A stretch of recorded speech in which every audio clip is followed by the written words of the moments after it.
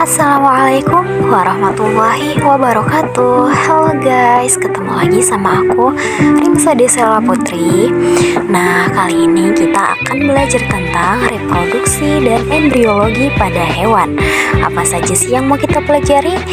Langsung saja simak video berikut ini. Yang pertama, pendahuluan. Pengertian reproduksi. Nah, reproduksi adalah proses biologis yang sangat penting bagi kelangsungan hidup suatu spesies, di mana makhluk hidup menghasilkan keturunan baru yang memiliki sifat-sifat genetik dari induknya, sehingga memungkinkan untuk pertumbuhan populasi dan pewarisan karakteristik dari satu generasi ke generasi berikutnya. Reproduksi pada hewan terdiri dari dua jenis utama, yaitu seksual dan aseksual yang masing-masing memiliki mekanisme dan proses tersendiri. Reproduksi seksual melibatkan partisipasi dua individu yang berbeda jenis kelamin, di mana sel kelamin jantan atau sperma dan sel kelamin betina atau ovum bergabung melalui proses pembuahan untuk menghasilkan keturunan yang memiliki kombinasi genetik dari kedua induk. Sedangkan pada reproduksi aseksual hanya satu induk yang terlibat, di mana organisme tersebut dapat memperbanyak diri tanpa melalui pembuahan, dan keturunan yang dihasilkan umumnya memiliki susunan genetik yang identik dengan induknya. Reproduksi seksual sering ditemukan pada organisme yang sederhana seperti protozoa dan beberapa jenis invertebrata. Embriologi adalah cabang ilmu biologi yang secara khusus mempelajari proses perkembangan embrio yang mulai sejak terjadinya pembuahan, yaitu saat sel kelamin jantan atau sperma dan sel kelamin betina atau ovum bertemu dan bergabung membentuk zigot. Studi ini mencakup berbagai tahap perkembangan yang sangat kompleks, mulai dari pembelahan sel yang cepat, pembentukan lapisan-lapisan germinal, hingga diferensiasi sel yang berkembang menjadi jaringan dan organ tubuh. Embriologi tidak hanya mempelajari perubahan fisik yang terjadi selama pertumbuhan embrio, tetapi juga proses molekuler dan genetik yang mengatur perkembangan tersebut. Tahapan ini berlanjut hingga embrio tumbuh menjadi organisme yang lengkap dan siap dilahirkan atau menetas, tergantung pada jenis spesies yang dipelajari. Tujuan pembelajaran tentang reproduksi dan embriologi pada hewan adalah untuk memberikan pemahaman mendalam mengenai dua aspek fundamental dalam biologi perkembangan. Yang pertama, memahami proses reproduksi. Diharapkan mampu mengerti berbagai cara hewan berkembang biak, baik melalui reproduksi seksual yang melibatkan dua individu dengan pembentukan keturunan melalui pembuahan, maupun reproduksi aseksual yang melibatkan satu individu tanpa memerlukan pasangan. Pemahaman juga mencakup variasi dalam strategi reproduksi antar spesies. Memahami embriologi. Belajar tentang tahapan perkembangan embrio mulai dari fertilisasi, pembelahan sel, gastrulasi, hingga pembentukan organ atau organogenesis. Pemahaman mencakup bagaimana sel tunggal atau zigot berkembang menjadi organisme yang lengkap melalui mekanisme molekuler dan genetik yang rumit. Selain itu, akan mempelajari faktor-faktor eksternal dan internal yang mempengaruhi perkembangan embrio, serta potensi kelainan yang bisa terjadi selama proses ini. Secara keseluruhan, tujuan ini membantu memahami tidak hanya mekanisme reproduksi dan perkembangan awal kehidupan hewan, tetapi juga keterkaitannya dengan ekologi, evolusi, dan kesehatan hewan. Kemudian yang kedua, jenis-jenis reproduksi pada hewan. Reproduksi aseksual. Reproduksi aseksual adalah jenis reproduksi yang terjadi tanpa melibatkan gamet jantan dan betina, sehingga tidak memerlukan proses pembuahan antara sel dalam kelamin. Dalam reproduksi ini, individu tunggal mampu menghasilkan keturunan yang secara genetik dan identik dengan induknya melalui berbagai mekanisme seperti pembelahan, biner, tunas, fragmentasi, atau spora. Reproduksi aseksual umumnya terjadi pada organisme uniseluler seperti bakteri serta beberapa organisme multiseluler seperti tumbuhan, jamur, dan invertebrata tertentu. Mekanisme ini memungkinkan organisme memperbanyak diri dengan cepat, terutama dalam kondisi lingkungan yang stabil. Karena tidak ada kebutuhan untuk mencari pasangan atau menghabiskan energi pada proses fertilisasi. Contohnya, hidra melakukan budding. Bintang laut bereproduksi dengan fragmentasi dan beberapa serangga serta reptil dapat melakukan partenogenesis. Keuntungannya, proses ini lebih cepat dan tidak memerlukan pasangan, cocok untuk kondisi lingkungan yang stabil. Kemudian, reproduksi seksual. Reproduksi yang melibatkan dua individu, yaitu satu jantan dan satu betina, dikenal sebagai reproduksi seksual, di mana proses ini terjadi melalui penggabungan gamet jantan berupa sperma dan gamet betina berupa ovum. Dalam proses ini, sperma dan individu jantan akan membuahi ovum dari individu betina yang kemudian menghasilkan zigot, sebuah sel tunggal yang membawa kombinasi materi genetik dan ketua induk. Zigot tersebut kemudian berkembang menjadi embrio melalui berbagai tahap pembelahan dan diferensiasi sel, sehingga akhirnya menjadi organisme yang baru. Reproduksi seksual menciptakan variasi genetik antara keturunan yang penting untuk adaptasi dan evolusi spesies dalam menghadapi perubahan lingkungan. Fertilisasi eksternal terjadi di luar tubuh, misalnya pada ikan dari amfibi, di mana sperma dan telur dilepaskan ke air. Fertilisasi internal terjadi di dalam tubuh betina, misalnya pada mamalia dan burung. Sistem reproduksi pada hewan. Struktur reproduksi pada jantan mencakup organ-organ penting seperti testis yang berperan utama dalam menghasilkan sel kelamin jantan atau sperma, serta hormon-hormon yang mendukung proses reproduksi dan perkembangan karakteristik seksual sekunder. Testis ini terletak di dalam skrotum, sebuah kantung yang melindungi dan menjaga suhu optimal untuk produksi sperma. Selain itu, ada saluran-saluran reproduksi seperti vas deferens, epididymis, dan kelenjar prostat yang berfungsi untuk mengangkut serta mematangkan sperma sebelum ejakulasi. Sementara itu, struktur reproduksi pada betina terdiri dari ovarium yang merupakan organ utama penghasil sel kelamin betina atau ovum. Ovarium juga berperan dalam produksi hormon-hormon seperti estrogen dan progesterone yang mengatur siklus menstruasi dan mempersiapkan tubuh untuk proses pembuangan.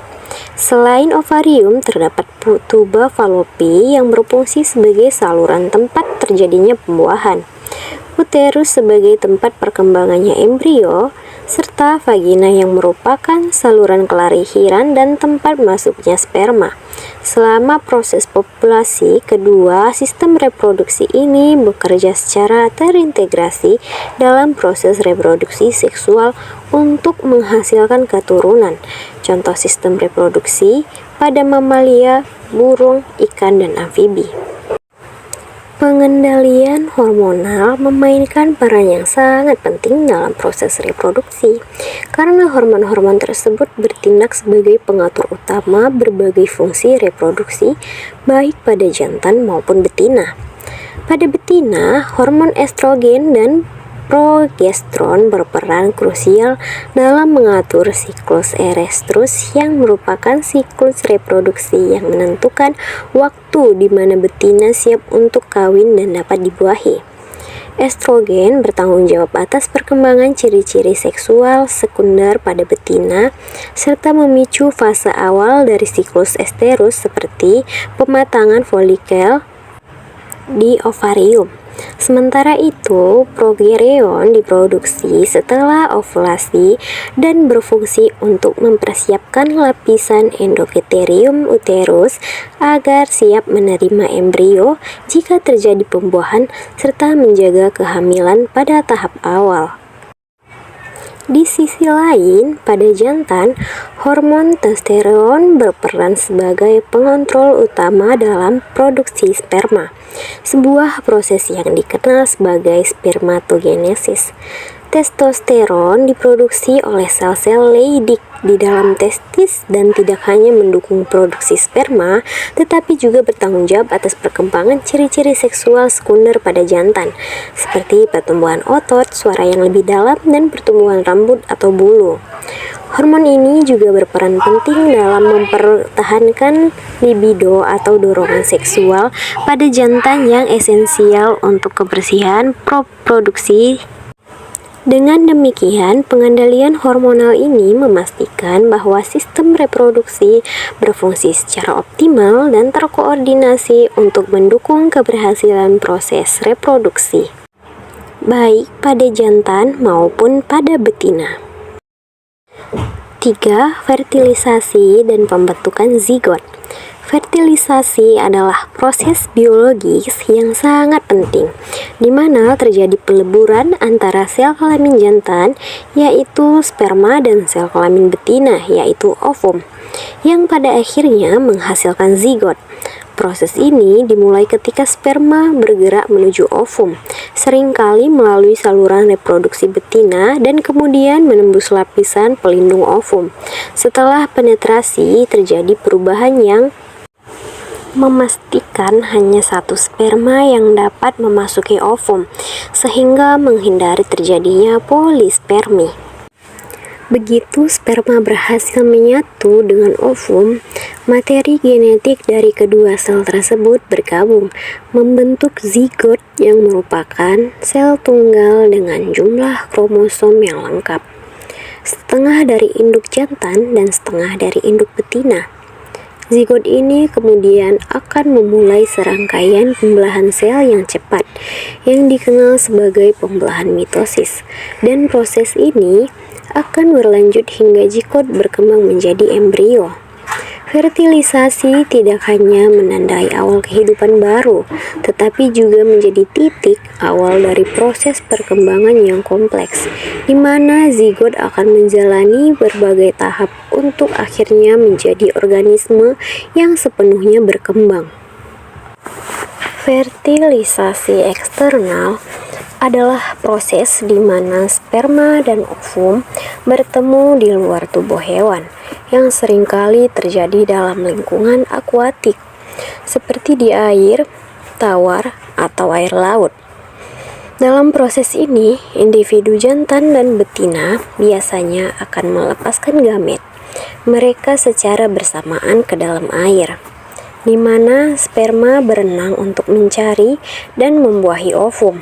Contohnya, pada kata betina akan mengeluarkan telur-telurnya ke dalam air, sementara jantan mengeluarkan sperma bersamaan sehingga menciptakan peluang bagi sperma untuk mencapai dan membuahi telur.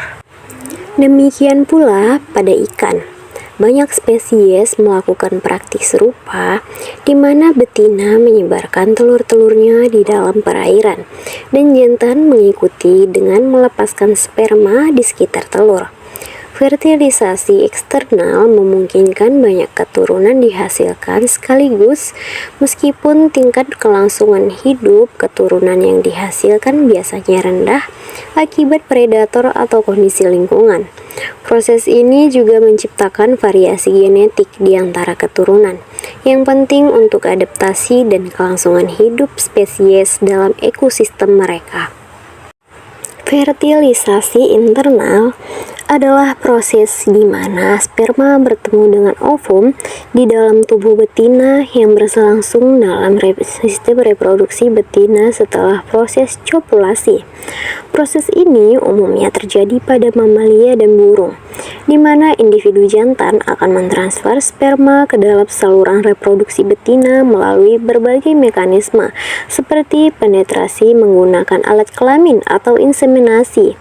Setelah sperma berhasil mencapai ovum, biasanya yang terjadi di dalam induk atau saluran telur betina, peleburan antara sperma dan ovum berlangsung, menghasilkan zigot yang merupakan sel tunggal dengan kombinasi genetik dari kedua induk.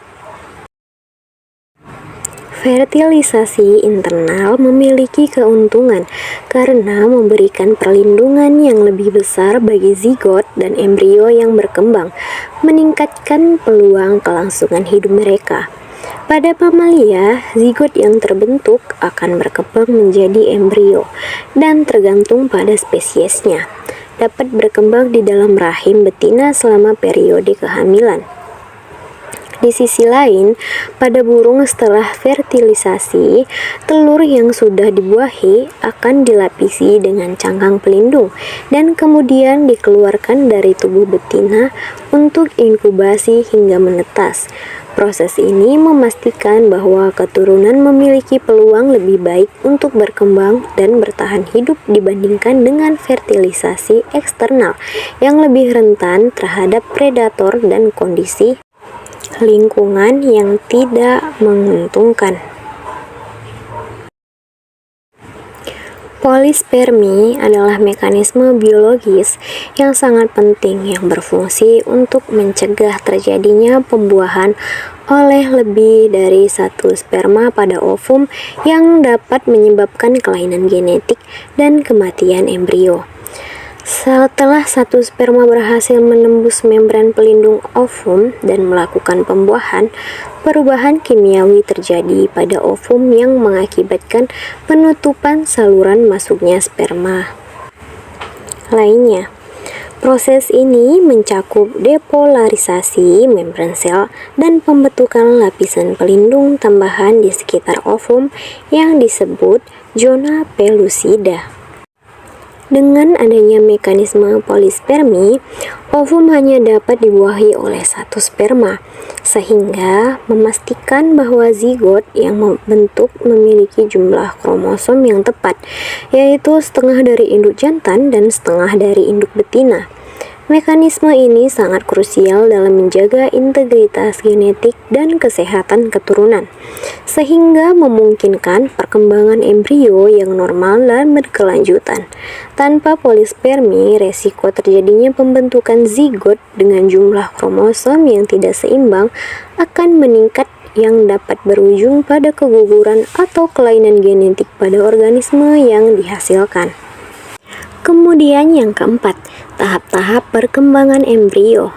Yang pertama, pembelahan atau cleavage. Setelah proses fertilisasi, zigot yang terbentuk mulai mengalami pembelahan sel secara mitosis, di mana sel-sel tersebut membelah menjadi dua tanpa mengalami pertambahan ukuran yang signifikan. Proses ini berlangsung dalam tahap awal perkembangan embrio dan menghasilkan sel-sel kecil yang disebut blastomer. Selama pembelahan ini, zigot tetap berada di dalam lingkungan pelindung, biasanya di dalam saluran reproduksi betina, di mana ia akan mengalami serangkaian pembelahan yang cepat dan teratur. Setiap kali pembelahan terjadi, jumlah sel bertambah, tetapi massa total sel tidak meningkat secara signifikan. Secara sel-sel tersebut tidak memiliki waktu untuk tumbuh sebelum membelah kembali. Akibatnya, blastomer menjadi semakin kecil seiring dengan bertambahnya jumlahnya. Proses ini sangat penting karena menghasilkan struktur awal yang disebut morula yang terjadi dari kumpulan plasmastomer yang erat satu sama lain. Pembelahan ini menandai transisi dari zigot ke pembentukan lapisan-lapisan sel yang lebih kompleks dan berperan dalam pembentukan jaringan dan organ di tahap selanjutnya. Blastocelasasi adalah proses penting dalam perkembangan embrio yang melibatkan pembentukan blastula, yaitu suatu struktur berbentuk bola yang terdiri dari lapisan sel-sel yang disebut blastomer, dengan adanya rongga di dalamnya yang dikenal sebagai blastozoel. Selama proses ini, blastomer yang dihasilkan dari pembelahan sel atau klavage terus berkembang dan mulai mengatur diri untuk membentuk struktur yang lebih kompleks. Rongga blastozoel ini terbentuk akibat pergerakan dan reorganisasi sel-sel yang memungkinkan sel-sel di bagian luar blastula untuk membentuk lapisan yang disebut epiblast. Sementara bagian yang berisi cairan akan membentuk blastozoel itu sendiri. Struktur blastula ini sangat penting karena memberikan dasar untuk proses selanjutnya, yaitu gastrulasi, di mana sel-sel akan mulai bermigrasi dan membentuk lapisan-lapisan germinal yang berbeda. Lapisan-lapisan ini akan memberikan kontribusi pada pembentukan berbagai jaringan dan organ dalam organisme yang sedang berkembang. Dengan demikian, blastulasi menandai tahap krusial dalam transisi dari tahap awal pembelahan sel menjadi tahap perkembangan embrio yang lebih lanjut dan terorganisir. Gastrulasi adalah tahap penting dalam perkembangan embrio, di mana blastula mengalami invaginasi, sebuah proses di mana sel-sel permukaan blastula bergerak ke dalam dan membentuk struktur yang dikenal sebagai gastrula.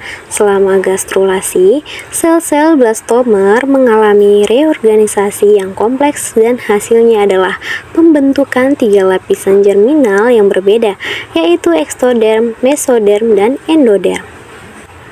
Ektoderm adalah lapisan luar yang akan berkembang menjadi jaringan kulit, sistem saraf, dan bagian-bagian luar lainnya dari organisme.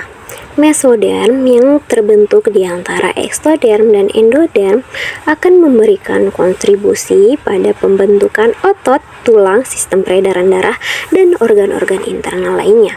Sementara itu, endoderm adalah lapisan terdalam yang akan berkembang menjadi sistem pencernaan dan berbagai organ dalam, termasuk hati dan pankreas. Proses gastrulasi sangat penting karena menetapkan dasar bagi organisasi tubuh yang lebih kompleks, dengan pembentukan lapisan-lapisan germinal yang akan mengarahkan diferensiasi sel dan berkembang organ selama tahap-tahap selanjutnya. Dengan demikian, gastrulasi tidak hanya menandai pergeseran dari struktur sederhana menjadi struktur yang lebih kompleks, tetapi juga merupakan langkah awal dalam pembentukan pola perkembangan dan fungsi tubuh organisme yang sedang berkembang. Organogenesis adalah tahap penting dalam perkembangan embrio yang terjadi setelah gastrulasi, di mana dari lapisan germinal yang telah terbentuk ektoderm, mesoderm, dan endoderm mulai membentuk organ-organ utama dalam tubuh. Selama proses ini, sel-sel masing-masing lapisan germinal mengalami diferensiasi dan perorganisasian, sehingga mereka mengembangkan karakteristik spesifik yang diperlukan untuk membentuk berbagai jenis jaringan dan organ yang akan menjalankan fungsi vital. Lapisan ektoderm misalnya berkontribusi pada pembentukan sistem saraf pusat, termasuk otak dan sumsum tulang belakang, serta struktur eksternal seperti kulit dan rambut. Sementara itu, Mesoderm berperan dalam pengembangan berbagai organ dan sistem, seperti jantung, otot, tulang, dan sistem peredaran darah. Pada saat yang sama, lapisan endoderm akan membentuk sistem pencernaan, termasuk lambung, usus, serta organ-organ dalam lainnya, seperti hati dan pankreas. Proses organogenesis ini berlangsung dengan sangat teratur dan terkoordinasi, melibatkan interaksi kompleks antara sel-sel dan sinyal-sinyal molekuler yang memastikan bahwa setiap organ berkembang dengan membentuk dan fungsi yang tepat. Dengan demikian, organogenesis tidak hanya menghasilkan struktur tubuh yang kompleks, tetapi juga memainkan peran kunci dalam menentukan kesehatan dan kelangsungan hidup organisme yang sedang berkembang. Kemudian yang kelima, perkembangan embrio pada berbagai jenis hewan. Ovipar. Hewan ovipar seperti burung, ikan, dan reptil merupakan kelompok hewan yang menghasilkan telur dan bertelur di luar tubuh induk, di mana embrio akan berkembang di dalam telur tersebut sehingga mencapai tahap yang cukup untuk menetas. Proses ini dimulai ketika betina melepaskan telur yang telah dibuahi, yang kemudian dilindungi oleh cangkang keras atau lunak, tergantung pada spesiesnya. Telur-telur ini mengandung semua nutrisi yang diperlukan untuk mendukung perkembangan embrio, termasuk kuning telur yang menyediakan cadangan makanan, serta albumen yang berfungsi sebagai pelindung dan sumber air. Dalam banyak kasus, hewan ovipar juga melakukan berbagai tindakan untuk melindungi telur mereka, seperti membangun sarang atau menginkubasi telur sehingga embrio mencapai tahap matang. Setelah periode inkubasi yang bervariasi tergantung pada spesies dan kondisi lingkungan, embrio akan menetas dari telur dan memulai hidupnya sebagai individu baru. Proses ini memungkinkan hewan ovipar untuk menghasilkan banyak keturunan sekaligus, meskipun ada resiko yang lebih tinggi terhadap predator dan faktor lingkungan selama tahap awal kehidupan yang mengharuskan adanya lagi perlindungan dan adaptasi yang tepat. Vivipar. Hewan vivipar seperti mamalia adalah kelompok hewan yang dimana embrio berkembang di dalam tubuh induk betina, memberikan mereka lingkungan yang aman dan nutrisi yang diperlukan untuk pertumbuhan selama tahap perkembangan.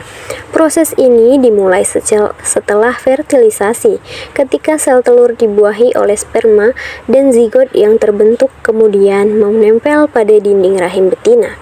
Selama periode kehamilan yang bervariasi tergantung pada spesies, induk betina menyediakan oksigen dan nutrisi kepada embrio melalui plasenta, sebuah organ yang berkembang untuk memfasilitasi pertukaran zat antara ibu dan embrio. Selama waktu ini, embrio mengalami serangkaian perubahan dan pertumbuhan yang kompleks, di mana organ, jaringan, dan sistem tubuh berkembang secara bertahap. Setelah periode kehamilan berakhir, induk betina akan melahirkan bayi yang sudah berkembang, yang biasanya lebih siap untuk bertahan hidup di lingkungan luar dibandingkan dengan keturunan hewan ovipar yang menetas dari telur. Proses kelahiran ini seringkali disertai dengan perilaku maternal yang kuat, di mana induk betina merawat dan melindungi bayinya setelah lahir untuk mendapatkan kelangsungan hidup mereka. Dengan cara ini, hewan vivipar dapat keuntungan dalam meningkatkan peluang dan ketahanan hidup mereka dalam lingkungan yang hidup penuh dengan tantangan. Ovovivipar. Hewan ovovivipar seperti beberapa spesies ikan dan reptil adalah kelompok hewan yang memiliki cara reproduksi unik, di mana mereka menghasilkan telur yang tetap berada di dalam tubuh induk sehingga menetas. Dalam proses ini, telur yang dibuahi berkembang di dalam sistem reproduksi betina, di mana embrio memperoleh nutrisi dan perlindungan dari lingkungan eksternal. Selama periode ini, induk betina tidak hanya hanya melindungi telur, tetapi juga menciptakan kondisi yang mendukung pertumbuhan embrio, sehingga anak-anak yang dilahirkan dalam keadaan sudah berkembang dengan baik dan lebih siap untuk menghadapi dunia luar. Setelah embrio mencapai tahap matang, induk betina akan melahirkan anak-anaknya, yang biasanya sudah memiliki bentuk fisik yang jelas dan kemampuan untuk beradaptasi dengan lingkungan mereka. Keunggulan dari strategi reproduksi ini adalah anak-anak dilahirkan dapat langsung menjalani kehidupan mandiri setelah kelahiran, dibandingkan dengan hewan ovipar yang harus menunggu dari luar hingga telur menetas. Hal ini memberikan keuntungan dalam meningkatkan pelangsungan hidup keturunan lingkungan penuh tantangan, terutama habitatnya, predator atau kondisi yang tidak menentu. Dengan demikian menciptakan keseimbangan antara perlindungan embrio dari kesiapan anak-anak untuk menghadapi kehidupan setelah lahir. Kemudian yang keenam, faktor-faktor yang mempengaruhi reproduksi dan perkembangan embrio. Yang pertama, lingkungan. Faktor-faktor lingkungan seperti suhu, kelembapan, cahaya, dan ketersediaan makanan memainkan peran yang sangat penting dalam menentukan keberhasilan reproduksi dan perkembangan embrio. Suhu yang tepat sangat diperlukan untuk proses metabolisme yang optimal dan dapat mempengaruhi laju pembelahan sel serta kesehatan embrio. Kelembapan juga berperan krusial, terutama dalam menjaga keseimbangan air di dalam telur atau selama tahap awal kehidupan, yang dapat mempengaruhi viabilitas embrio. Selain itu, cahaya mempengaruhi siklus reproduksi pada banyak spesies, memicu perubahan hormonial yang mempengaruhi siklus reproduksi pada banyak spesies, memicu perubahan hormonal yang mempengaruhi waktu penjajahan atau bertelur. Ketersediaan makanan baik bagi induk maupun embrio sangat penting untuk memastikan bahwa nutrisi yang diperlukan untuk pertumbuhan dan perkembangan tersedia, yang pada gilirannya meningkatkan peluang kelangsungan hidup keturunan. Kemudian genetik. Faktor-faktor genetik yang diturunkan dari induk kepada keturunannya juga memiliki dampak yang signifikan pada karakteristik spesifik yang dimiliki oleh individu tersebut. Gen-gen yang diwariskan dapat mempengaruhi berbagai aspek, mulai dari penampilan fisik seperti warna dan ukuran, hingga sifat-sifat fisiologis seperti ketahanan terhadap penyakit atau kemampuan bertahan hidup di lingkungan tertentu. Selain itu, variasi genetik yang ada di dalam populasi dapat mempengaruhi keberhasilan perkembangan embrio, di mana beberapa kombinasi gen mungkin lebih baik dalam menanggapi stres lingkungan atau kondisi yang berubah. Oleh karena itu, pemahaman tentang faktor-faktor genetik ini sangat penting untuk memperkirakan potensi keberhasilan reproduksi dan perkembangan individu dalam konteks lingkungan yang berbeda. Partenogenesis adalah proses reproduksi yang unik di mana individu dapat berkembang biak tanpa melalui pembuahan oleh sperma, yang terjadi pada beberapa spesies serangga, kadal, dan hiu. Dalam mekanisme ini, sel telur yang dihasilkan oleh betina dapat berkembang menjadi individu baru secara langsung, tanpa perlu adanya kontribusi genetik dari jantan. Proses ini seringkali terjadi dalam kondisi lingkungan tertentu, seperti ketika populasi jantan sangat terbatas atau ketika kondisi lingkungan tidak mendukung reproduksi seksual.